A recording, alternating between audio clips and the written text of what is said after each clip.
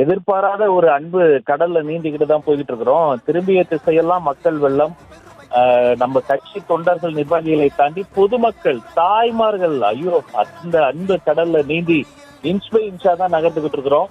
தலைமை காட்டிய வழிகாட்டி நெறிமுறைகளை நம்முடைய நிர்வாகிகள் கடைபிடிக்க, காவல்துறை விதித்த நெருக்கடிகள், நிபந்தனைகளை எல்லாம் தாண்டி உண்மையிலேயே திருச்சியில் ஒரு திருப்புமுனை சம்பவத்தை ஏற்படுத்தி வெற்றி தலைவர் கால் பதித்து விட்டார்.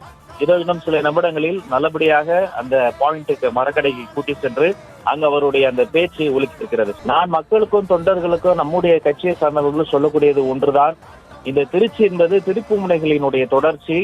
இங்கிருந்துதான் வாக்கரசில் ஈடுபடலாம் என்ற முடிவை பேரறிஞர் அண்ணா எடுத்தார். இங்குதான் முதல் தேர்தல் நிதியை பொன்மனச்செம்மல் புரட்சி தலைவர் கையில் எடுத்தார்.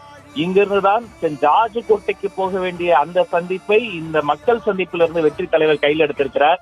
அதெல்லாம் மீண்டும் நினைவூட்டுகிறேன். தலைமை சொன்ன வழிகாட்டி நெறிமுறைகளை தயவு செய்து கடைபிடித்து நல்லபடியா நம்ம மக்கள் சந்திப்பு வெற்றிகரமா தொடங்கி இருக்கு. இதே மாதிரி நம்ம வெற்றி தலைவரை அடுத்தடுத்த அரியலூர் பெரம்பலூருக்கும் கூட்டு போக வேண்டிய கடமை நமக்கு இருக்கு. அதனால முழு ஒத்துழைப்பு தாங்க. வெற்றி வெற்றி வெற்றி வெற்றிகரமாக வெற்றி தலைவர் மக்கள் சந்திப்பு தொடங்கி இருக்கிறது. தொடக்கமே நல்ல முழக்கம்.